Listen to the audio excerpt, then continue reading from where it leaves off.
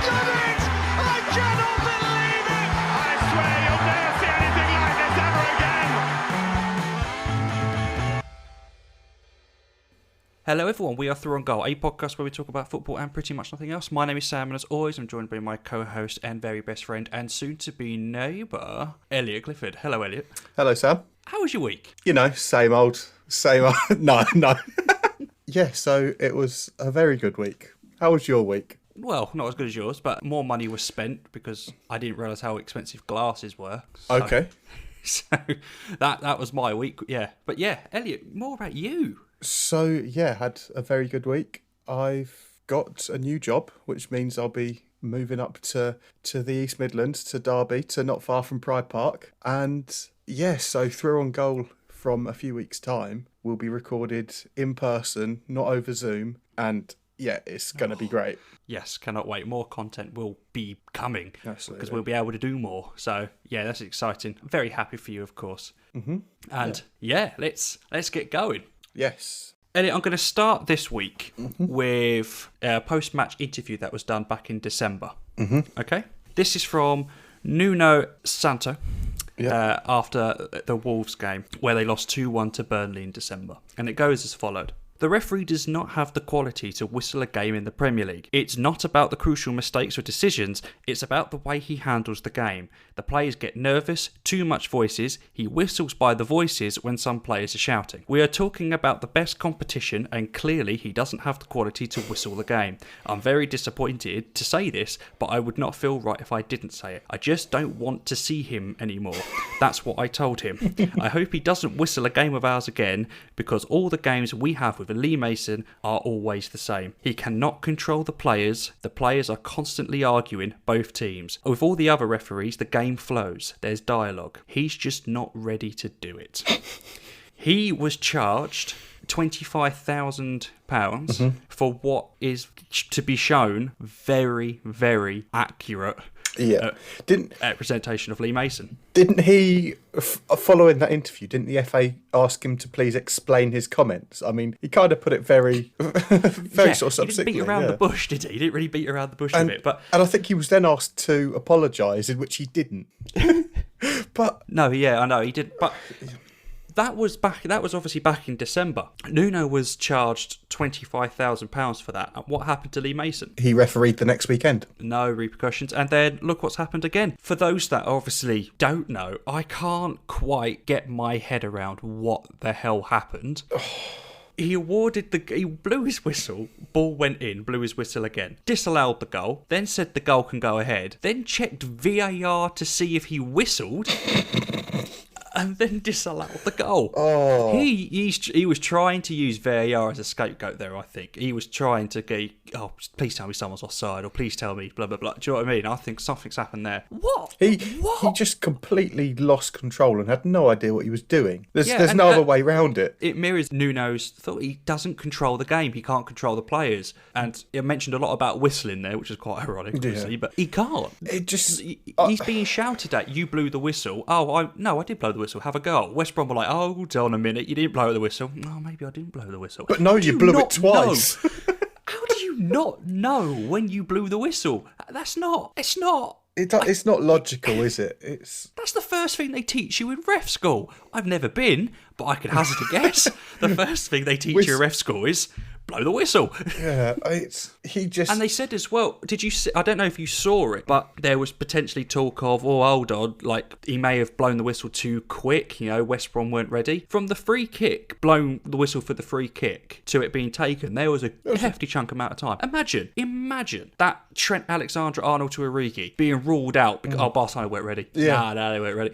That's not how it works. There's plenty of time, you play. He blew his whistle, took the free kick, went in. It just seemed like he panicked in the bit in between as well. He had no idea what was going on. He was just panicking. Clueless. And it was painful to watch because you can't win at that point. As a referee, you cannot win once you've made that decision. If you award the goal, we'd be sat here talking about how harsh it is on West Brom. If you don't award the goal, we're sat here talking about how harsh it is on Brighton. But he's just completely lost the plot. They've blown the whistle. It's like, Lewis Dunk's kind of looked up to him and gone, can we shoot? And he's had a go. And then what kind of procedure precedes it is yeah. it's we've really started this podcast at like peak what the hell's going on in football era, middle of a pandemic. I feel like every week we talk about the standard of refereeing in the greatest league in the world. To quote Charlie beat Austin around the bush. Yeah. Bring VAR in to help the officials, and it's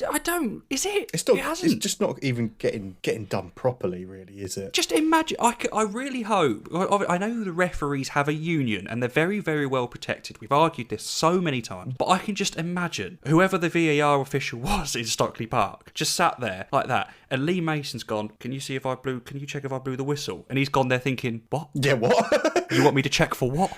So then on the TV screen it comes VAR pending. Did the referee blow his whistle? VAR decision, Lee Mason, blue whistle. Yeah. Whistle blown, goal given. You're not going to see that animation on. But do you know what? And that particular moment missed a crowd. It really missed a crowd. Could you imagine? Do you know how high and low West Brom would have been?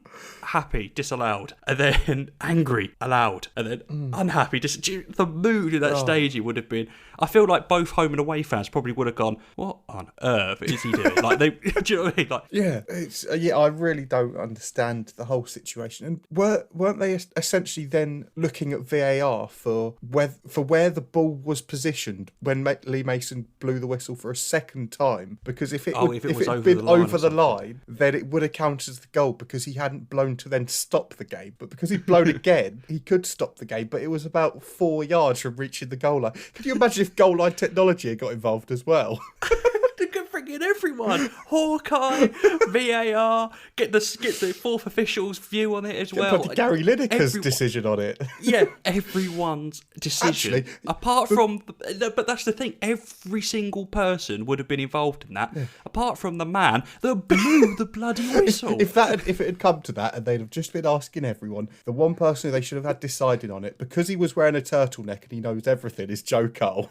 Oh yeah, that was. Yeah. He sticks to the turtleneck and he thinks he's Einstein. You don't like Joe Cole, do you? I really don't think he's a good pundit, and it's the turtleneck thing gets me. It's the you stick on a turtleneck and suddenly it feels like you're talking from a position of power. It's just, I don't think he woke up looking at a turtleneck thinking, I'm going to be smart today.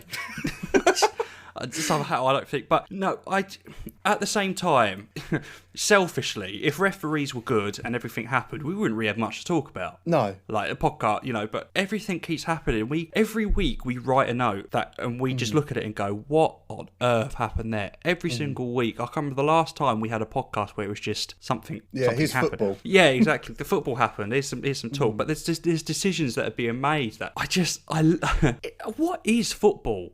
That's the question now. As a neutral though, because we neither of us are following West Brom or Brighton, so the sort of just absolute mayhem of it all makes it really quite entertaining. But if your team's involved, you'd hate it. No disrespect to Brighton and West Brom fans, fair enough. Brighton do play good football, I think. I don't know. They had play like attacking football, but they don't score a lot of goals. Yeah, Paul Merson, I can't believe I'm saying this, put it perfectly. I know. What the hell did I just say there? But he did. On Soccer Saturday, he went, it's like they get to like the 18-yard box and they're like, that's it, we're done. And yeah, that's a fair point. But I think, what was it? In their last 3 games, they've had 60 shots, 25 on target and scored once. You got to think, what on earth is going wrong with that? They haven't got a striker, have they? They're not hitting it. But yeah, obviously Brighton did end up losing that game. But yeah, no disrespect to obviously your fans, but when that was like on Sky Sports, oh God, I was giving it a miss. It's not a game that I was excited. Like Crystal Palace Fulham earlier today. I was watching that.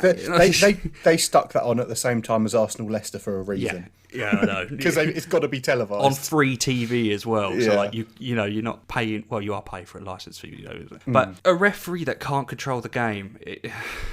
And it's just, where does it end? Also, though, just actually talking about the game for a minute as well. Interesting stat that I got told today. I think it was featured on Match of the Day. You got told by Match of the Day?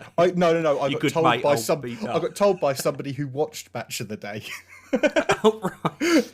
All you've got sources.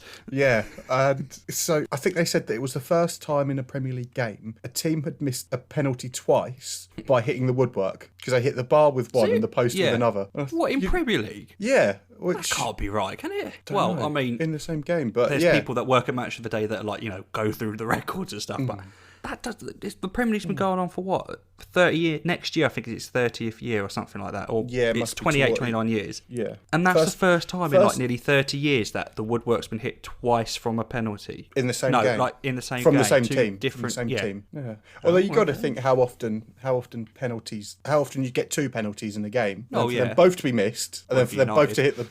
Yeah. But yes, interesting stat. Thank you. We love a good stat. But let's move on to more football. Yeah. Manchester City are I think we said this a few weeks ago. They've won the league and they're so dominant. It's complete and utter domination. It really is. Like, what is it? 20? I'm losing count. Is it 20 or 21 games? All games in all competitions. competitions. Yeah, no, that is phenomenal, and they're doing it conceding a very, very small amount of goals as well. I mean, they did concede against West Ham, and in truth, West Ham did look very good. They are looking very good. Yeah, they had chances. It could have easily been a draw. Yeah, but yeah, Man City are dominating in all competitions, and I think there's a very real chance of them doing the quadruple. Here's a question: Lingard for England On form. Do you think he gets a call up in the next round of England games? Simply based on injuries, I think he maybe does. Barnes was injured today. You think Harvey Barnes is injured today? Madison has got an injury as well. Then yeah, maybe.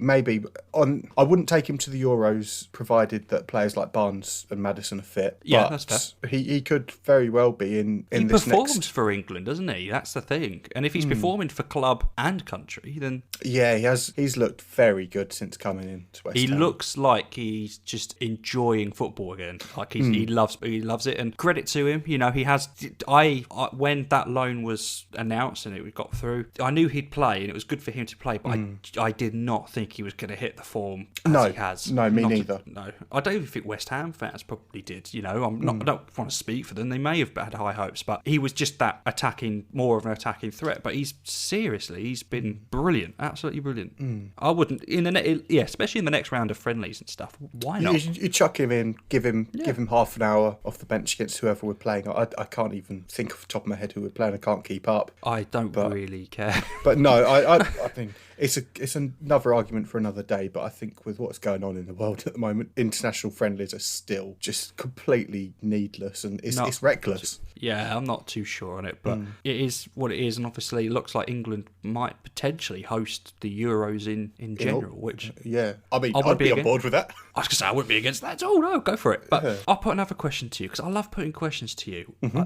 It's just what I do because it avoids me being asked a question and being found out that I don't know anything about football.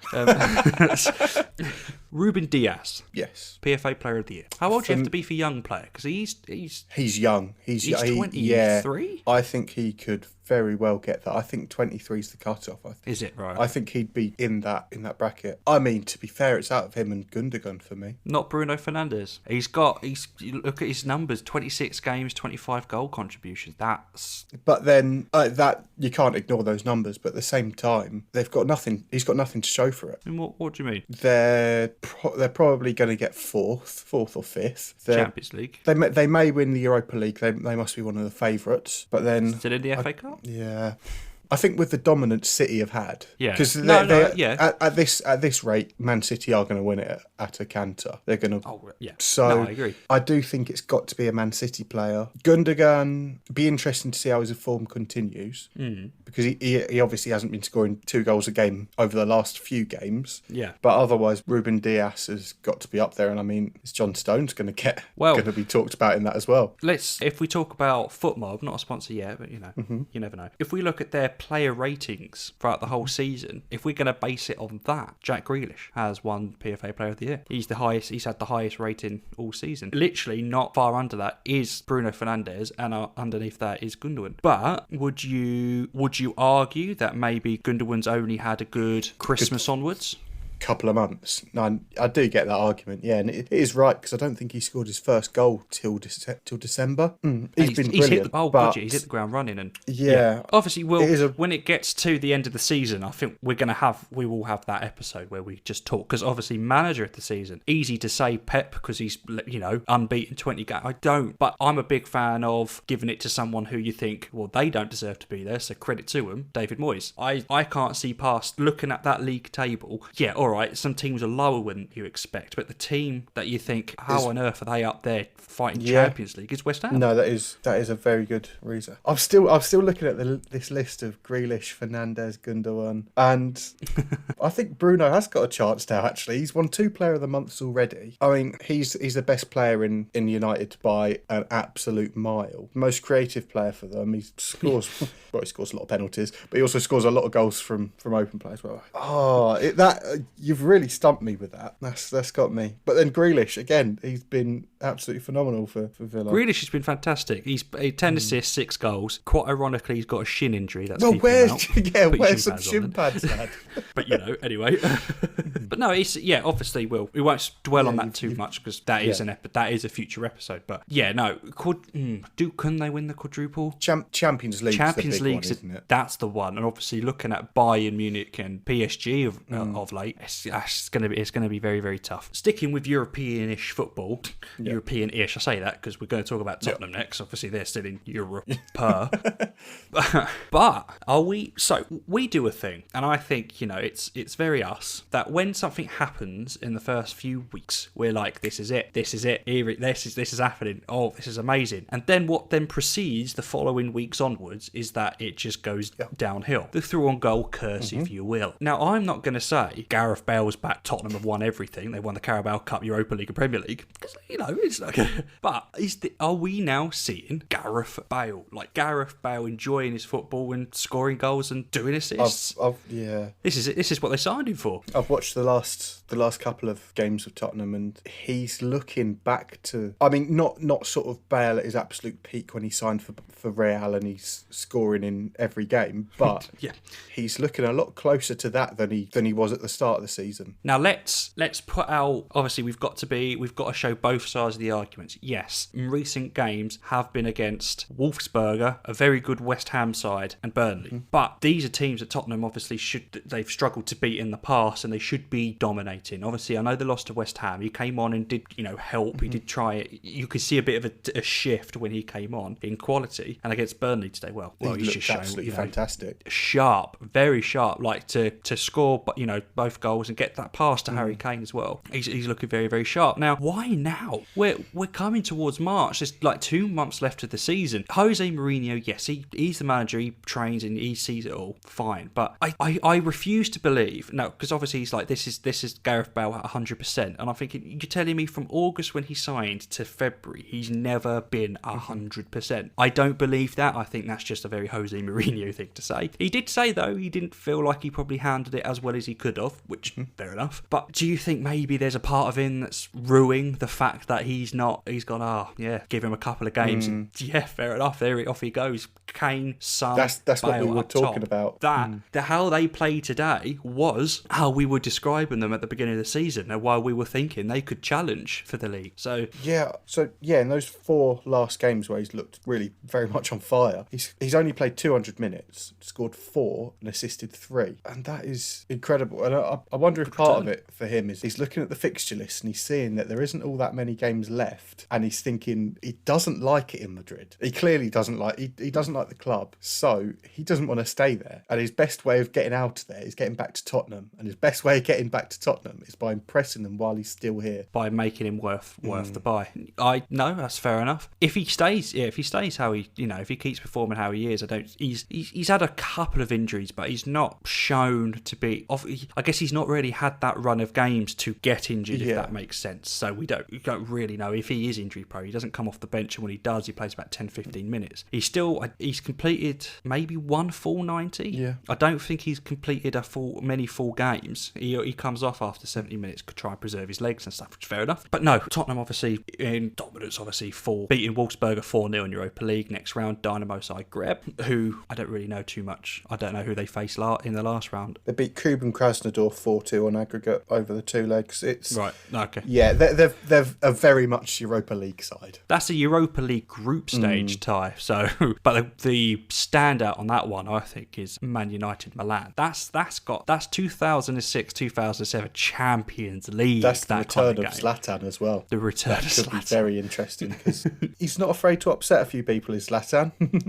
Oh yeah, if people stick to their jobs, you won't upset him. What a statement to say, God. But no, did you see the argument between Jamie Redknapp and Roy Keane though? No, I didn't.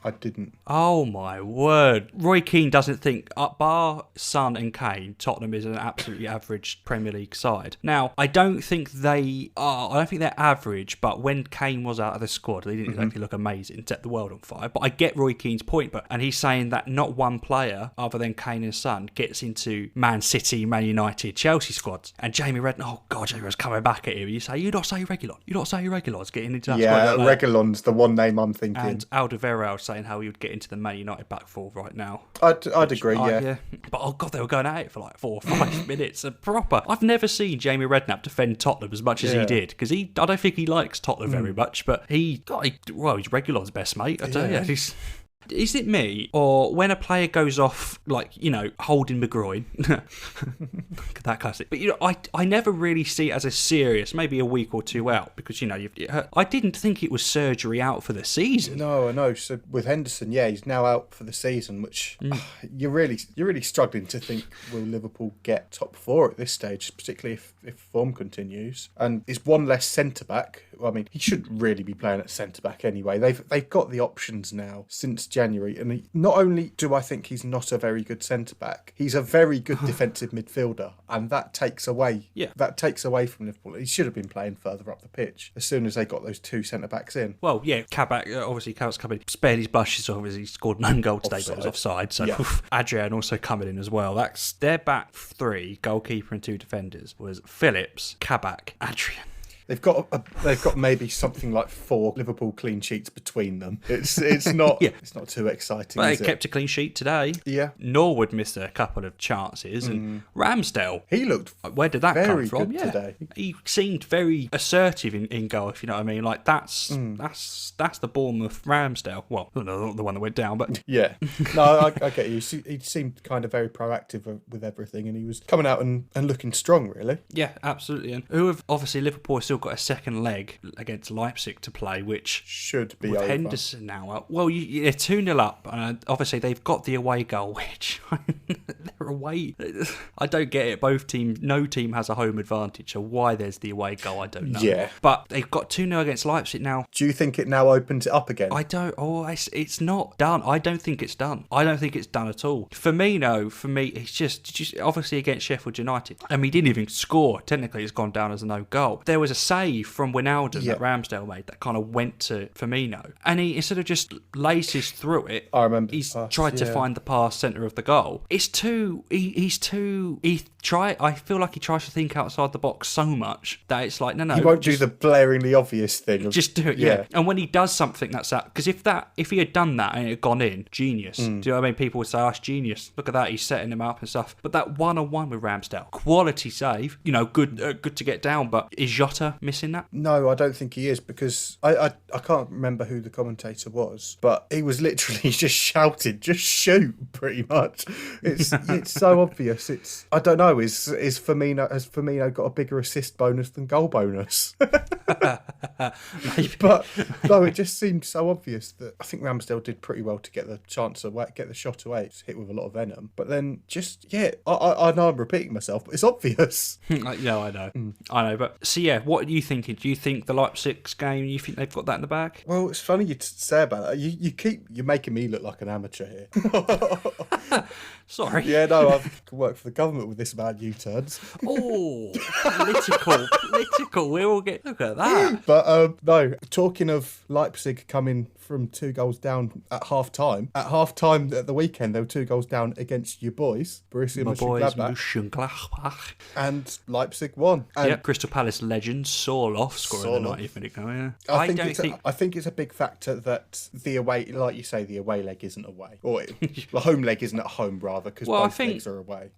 Is it? I don't. For some reason, I feel like I read that it's at Anfield the next game. I don't think it is, because they wouldn't be allowed, because they've been in the UK. They wouldn't be allowed back into Germany from that. They'd be allowed into the UK, but not back into Germany from that point. Yes. Oh, yeah. No, that makes sense. So yeah, I don't know. It's easy to say, isn't it? Like obviously, it's definitely a lot more open now. It's easy to say. Obviously, yeah, they score within the first 20 minutes and game on, because that's the same with any first or second leg. But yeah, with how open it has been at the back, obviously Alisson should be back for then. It's horrible news. What with his dad? That's it's not been. It hasn't been his. Yeah, you can't really say it. You can't really how sudden it was. It's awful to hear. And then obviously, get back and who are you playing at centre back? Because that'll be either Phillips or you stick in If I was Jurgen Klopp, I'd be sticking with Kabak and Phillips for as long as I could until somebody else comes back in, which I don't. I'm not sure there is anyone this side of the end of the season. I don't know when Fabinho's back, but do you stick Milner at centre back? He's a utility player. He can play kind of anywhere. Yeah, he was brilliant at left back, so he's got that defensive. But then he's not the tallest though, and I don't know if he's got kind of the physicality to. If you're playing with a target man, off the top of my head, if you say Crystal Palace, you've got like a Benteke. If you stick Benteke marking Milner, there's only one winner there. Yeah, no, yeah.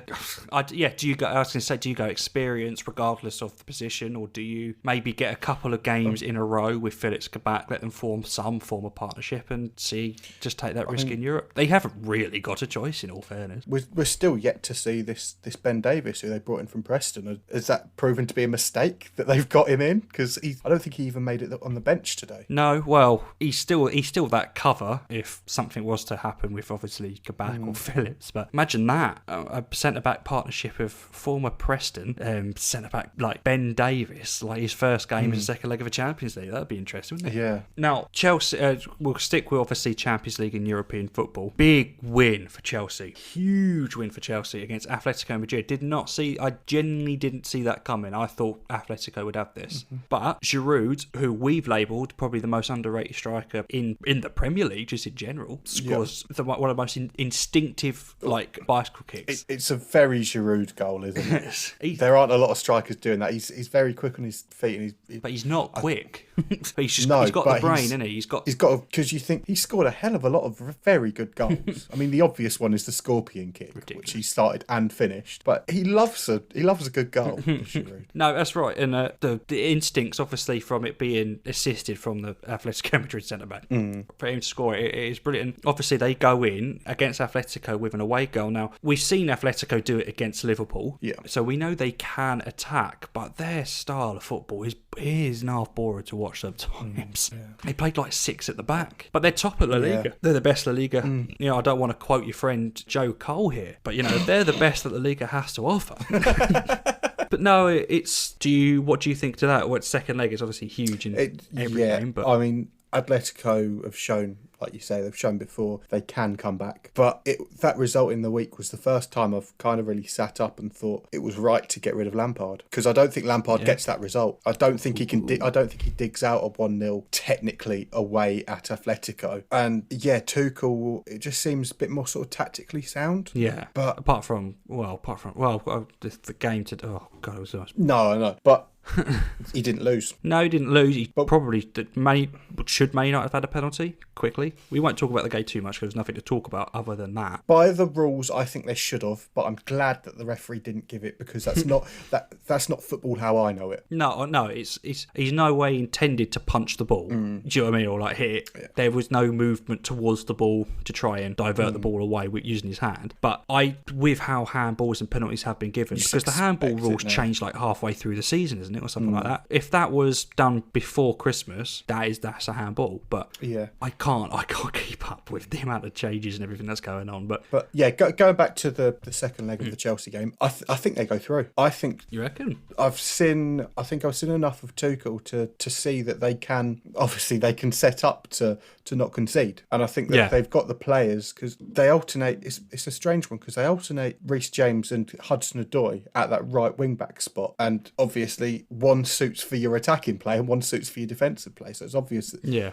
Reece James will be starting in that right wing back position, and I think they've got enough to dig in and see that out. It might. I don't expect it to be a good game, but no, it's going to be quite defensive. But for Chelsea, it doesn't have to be a good game. It's just got to. I can possibly see them keeping a clean sheet. Rangers, if I didn't have an allegiance to Tottenham, I'd want Rangers to win the Europa League because they're ridiculous. They're so good. I was watching the second leg of the Rangers game, and obviously when I heard that Benfica had gone 1-0 up, I did switch over and watch the Arsenal-Benfica game, which we'll get onto in a second because there's a player that I want to talk about. But Rangers and they've got Slavia Prague next round, haven't they? That knocked out Leicester. Yes, which was a big shock. I think, but I don't know. There's something about it. It's the Scottish commentators proper go for it. I want them to win. They're just extremely likeable, aren't they? And they play the right brand of football. Gerrard's done a fantastic job at Rangers. It's looking like they may win the league at Celtic Park. Which question to you? Okay, hit me. If you're a Rangers fan, do you rather win it at Celtic Park, or do you rather win it the game before, where Celtic have to give you a guard of honour? I think if you asked me that any other year, I'd say get Celtic to a guard of honour. But I think winning the league on their turf when they've been big on 10 in a row, stopping the 10 in a row on their actual ground, I think there is no sweeter moment than that. That if that's how it pans out, that it does go down to that game at Celtic Park. I don't care what game is on at that point, because they are normally good games on at the same time. It always turns out that it's a good game when it's the Old Firm derby. I'm watching that. I don't care. I agree. It's so and I would agree that it would be better to win it at their ground than have the guard of honour, because any other season, I think a guard of honour, that would be quite, if Celtic won 2 in a row, then Rangers win the next. Do you know what I mean? But they've been so big on this 10, this big 10. They've been going on about it a lot. And I just think for the mathematically it's still possible. Right? Yeah. All right. Fine. Probably is. Mathematically, I could probably win the lottery if I buy enough tickets, but I'm not going to, am I? There's going to be some kind of, if they do it there's going to be some kind of way that the number 10 gets involved in it. Whether it's Rangers number 10 who scores the winner, or whether it's scored in the 10th minute, it's going to be there. It always works out that way. But from what I've seen of Rangers, they are always looking exciting. They're good going forwards. They're good at the back. Yeah. I don't, and we said this pretty much when we started. We don't watch Scottish football. We don't claim to watch it, so we don't talk about it because we don't. But if that's how Rangers play, because in Europe they're 4-2 up and they're still going. They just attack and attack and attack, and how refreshing that is to watch, especially when you watch some of the Premier League teams that just sit back and defend and get a goal and defend. I think a lot of English teams there would have played sort of very conservatively and just played to be assured of the win in the tie. Even if you lose the 1-0 on the day, you still go through. But for them to go out and just think, we are just going to go all guns blazing, we are going to blow you away. Full Ibrox there. Oh, that would have been good. Arsenal now, Saka. Yes. Is he in the Euro squad? I take him. I take him too. I really would. And if for no other reason, because he's competent in a lot of different positions. Exactly. Are you taking him as a right wing back, a right back? Because England right backs, Trippier's, I'm assuming he will be unbanned for then. Yeah, Kyle Walker's passed it. I think we've got better options at right back anyway. Because obviously, provided that he's fit, Trent goes. Of course, yeah. He's first choice. Yeah. Also say, if you're taking 2 right backs, it's then it's a straight choice of, do you take James or Wan-Bissaka? If Walker goes, it's if we're playing a back 5 and he's playing that right centre back. But Saka's mainly played. I think his majority of games played this season have been on the left. left. I think he's played right wing, and he's played right wing, and he's played left mid, left wing, centre mid, and left back. You know, he's played everywhere. He's that good cover for left back. Obviously, left back we've got Chilwell. Chilwell doesn't start for me anymore. Not with the form of Luke Shaw. No, fair point. No, I hear you. Yeah, but he's not getting over Sterling, is he? No, to try as good a season he's had. To try and clear this up, I would take him as a midfielder. What midfielder? I don't know, but I take him as a midfielder. Stick him in the midfield. Yeah. Okay. Yeah. I absolutely do take him, and obviously he got 2 assists to Danny Sibelius's anger that Arsenal didn't go out because he tried his best, didn't he? The cross into the back post was just it's perfect, and Arsenal go through against and then they've set up a game against their old friends Olympiacos, which I think is quite fun. That fixture was essentially what closed down the Premier League last year, because it was the Olympiacos owner shortly after. He owns Nottingham Forest. Yes, tested positive for COVID, which then I think it may well have transpired that was how Arteta got it, and then that's when football hasn't been the same since. Olympiacos ruining. We're not blaming China here. Blaming Olympiacos. And very quickly, before we move on to the EFL, I just want to say to you one of my favourite stats that have come out of this week. 53% of Sheffield United's Premier League goals this season have been scored by players older than Rihanna. So let's end that segment. Yeah. Let's end the segment there. To another team in Sheffield. Let's move on to EFL. Sheffield Wednesday. We both had them, I think, in our early season. That's a segue and a half, isn't it? From one team in Sheffield. We both had them to go down, I think. Obviously, the points difference. At the time, it was a 12-point deduction, wasn't it? Which obviously since has become 6. They are 6 points off safety. They do have a game in hand, which is fair enough. But their run of form, they've lost 4 in a row. Obviously, they beat Wickham, and then before that, they had a good couple of games, beating Preston and Bournemouth. You think, okay, you used to look at the form from the 19th of December, brilliant. They won 1-0 at Coventry, drew 1-0 at Blackburn, 1-2-1 at Middlesbrough, challenging, 1-0 at Derby, who have had a good season, and then all of a sudden they were looking like this is a team that could come out and at least be safe. We're not talking comfortable, but at least be safe. But their last 4 games, they've just put them right back in it. All that work they did before Christmas has just been completely undone. I think what's as big a problem as their form is other teams' form around them, because you've got, obviously we spoke about it in the last couple of weeks, Birmingham were on a horrific run of form. They got 2 late goals this weekend to beat QPR. Got them vital 3 points, including that Alan Halilovic, the one who was meant to be the next big thing at Barcelona when Odegaard was coming through at Real Madrid. He scored the winner on Saturday, and then obviously above them you've got Coventry, who they got a point against Blackburn, who haven't been on the best of form, but then before that you've got them beating Brentford, and I think it's as much Sheffield Wednesday are going to shoot themselves in the foot as the other team's going to shoot them in the other foot. I still think they'll go down, but they've got a big game midweek against Rotherham, and that is a true 6-pointer really. If they lose that, I don't really see a way back for them. No, Rotherham have lost their last 5 in a row, and in that last 5 they've only scored once.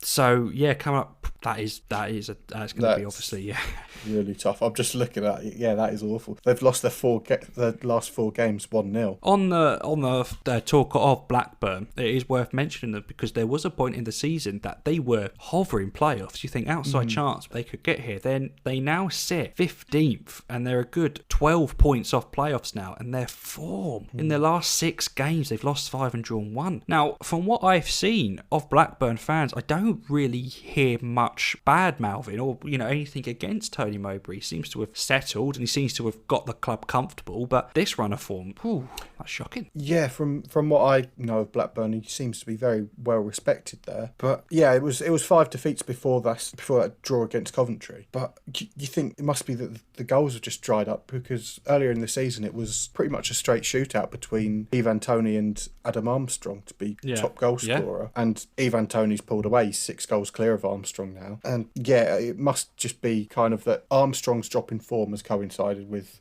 the reason that Blackburn aren't picking up the points anymore. anymore. And I think 5 defeats on the row. If they just even pick up the odd result here and there, from being 12 points outside the playoffs now, you're touching distance without those 5 games. I don't think you're 12 points at this stage of the season. I think it's a little too much. That's too much of a mountain to climb. But Elliot, with respect, it's just Barnsley. But Chelsea and Kai Havertz could be scoring hat-tricks against them next season in the Premier League. Because let's talk about Barnsley for a second. They're 1 point off the playoffs with a game in hand, and they've won their last 5. I can't imagine Barnsley as a Premier League team. I think about it. I'm thinking about it now, and I just can't. They have been. I think they were in the early days of the Premier League, but I don't know which year it was, but it's probably before we were born. And yeah, I saw something midweek that they're one place and 1 point below Bournemouth. And if you compare their starting 11s, it was some. I don't know the exact numbers off the top of my head. I should have screenshotted it. But I think Bournemouth's starting 11 was worth something like 160 million, and Barnsley's was worth 6. They were in the Premier League 1997 to 98. Okay, so we were born. So we'd have been Jacob's age. Yes, yeah. They finished 19th. Yeah, and obviously since then they've never hit it since. But I don't know. I've just never really. I can't imagine this.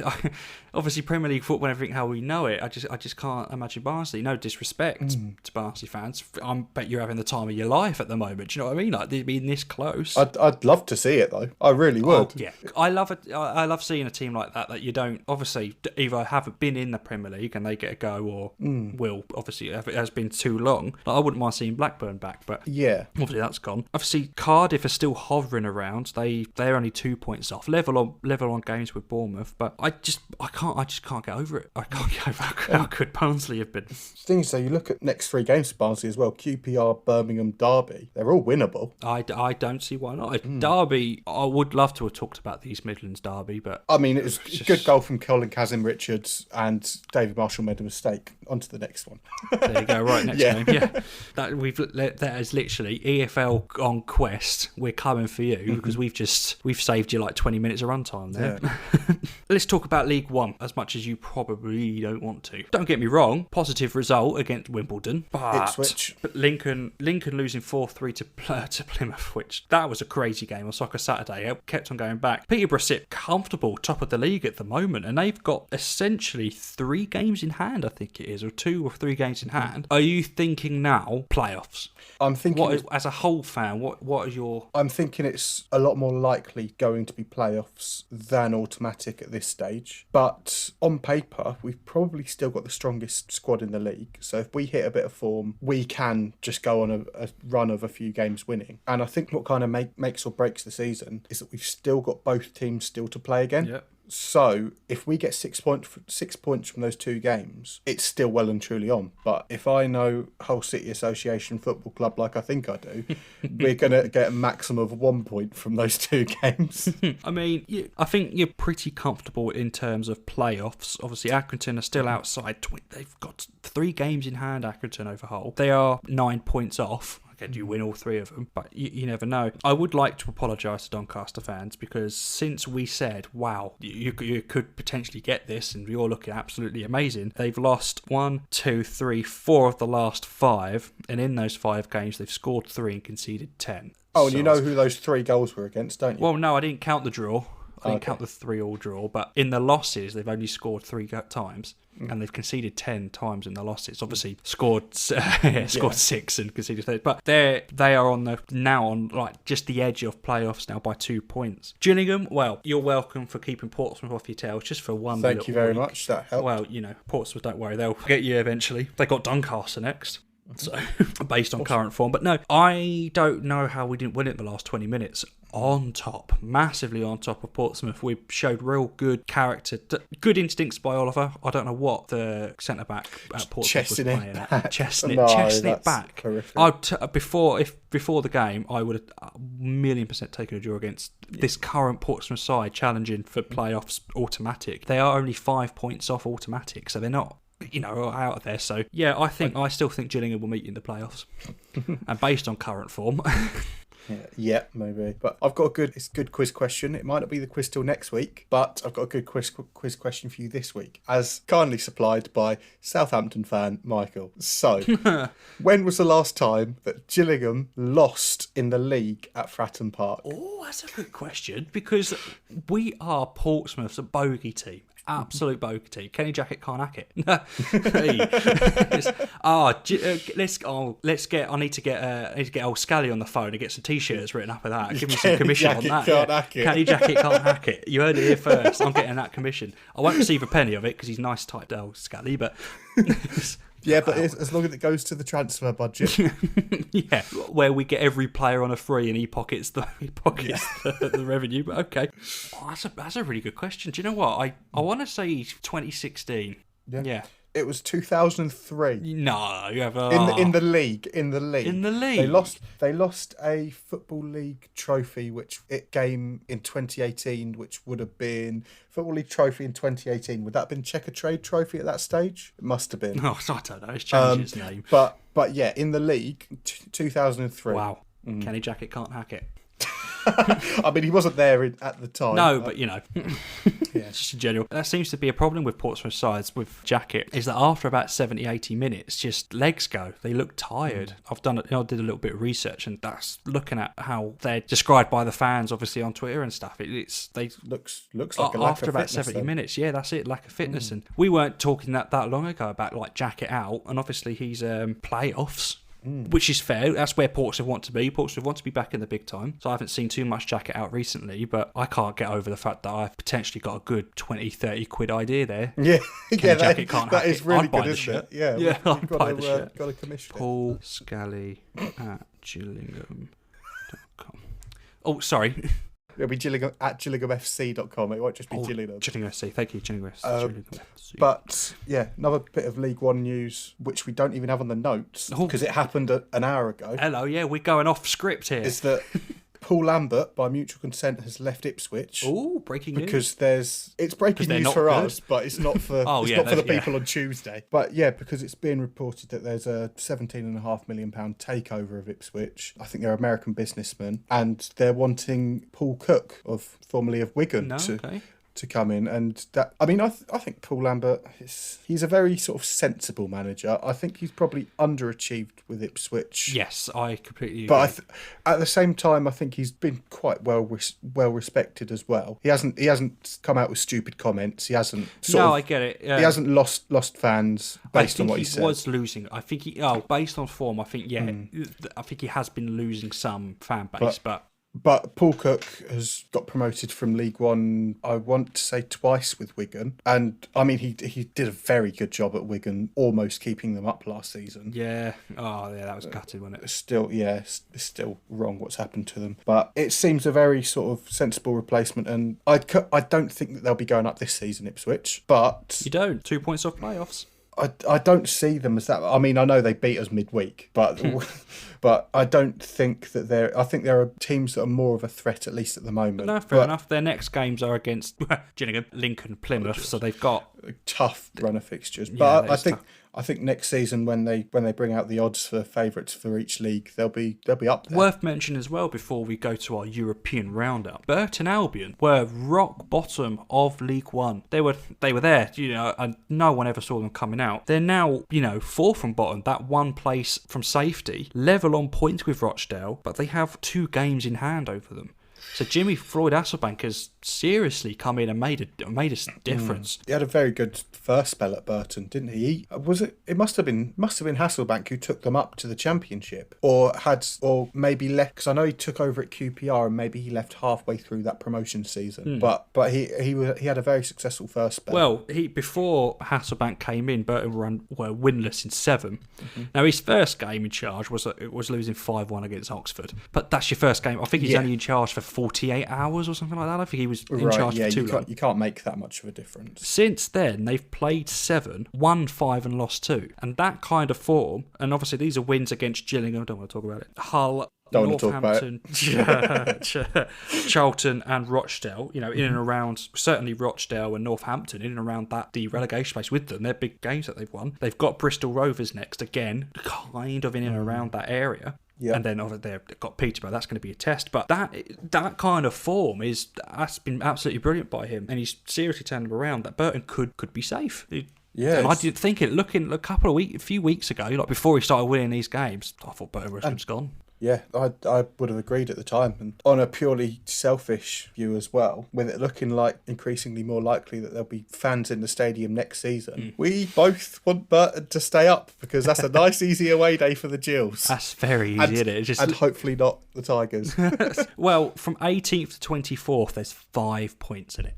So the playoff and the title race is very open, and bottom of the league as well is quite open. So good old League One. Also, I say good old League One.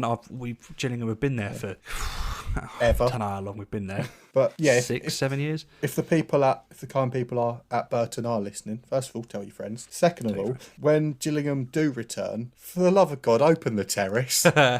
yeah, come on now. You can't stick us in a bloody corner of a stand. We've waited by the time we'll be playing, we'd have waited over a year. We deserve the terrace. We absolutely do. Quick European roundup. Not much we want to talk about other than the fact that since we've started this podcast, how many episodes have there been? 40? This is either our 40th or 41st episode. I think it might be 39. And I feel like every other episode, Schalke have a new manager. It's about accurate, I think. I'm pretty sure it is their 5th manager since we started the podcast. That can't be right. I need to look that up, actually. Because from what I saw, I think they've sacked their entire coaching team. Because, I mean, it's not going well. It was a 5-1 defeat away to Stuttgart, which was the final straw for... Let's see if I can pronounce it. Oh, yeah. Christian Gross. My word. They're the first team in Bundesliga history to have 5 different coaches in one season. Wait, so there's probably been 6 since we've started, because when did former Huddersfield manager get the sack? Was that this season or last? No, I think it was this season. Oh, okay. Oh, yeah, it must have been, because he survived it, didn't he? And, yeah. Currently on 9 points, 1 win this season.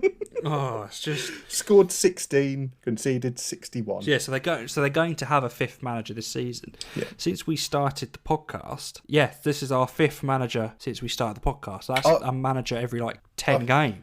I want you to try and pronounce all of them. Okay. David Wagner. Nice. Manuel Baum. Yeah. I'll take that. Yeah. Hoop Stevens. Hoop Stevens. Christian Gross. And then whoever comes in as number 5. That was easy. Then you made that out to be really difficult. That was easy. I expected it to be really difficult. But yeah, they conceded the same amount of league goals as Bayern Munich, Leipzig and Wolfsburg combined. Wow. Yeah, so whoever they get in, good luck to them. If they stay up, it would be an absolute miracle, but let's face it, they're not. I'll tell you what, actually, because they do in the Bundesliga, in the German leagues, they do the third from bottom plays the third from top in the lower division as a relegation playoff. And they're actually only 9 points. I mean, it's doubling their points tally, but they're only 3 wins away from Arminia Bielefeld, who are currently in that 16th position. So 3 wins and they're safe. Yes. Yeah.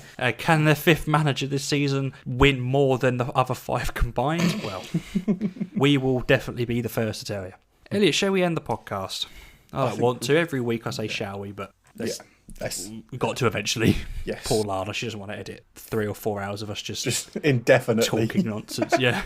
So it is my turn this week to pick a pun and to end the podcast. I found a pun. I laughed. Okay. Whether that's a fair reflection on the pun, I don't know. I laugh at every pun I do.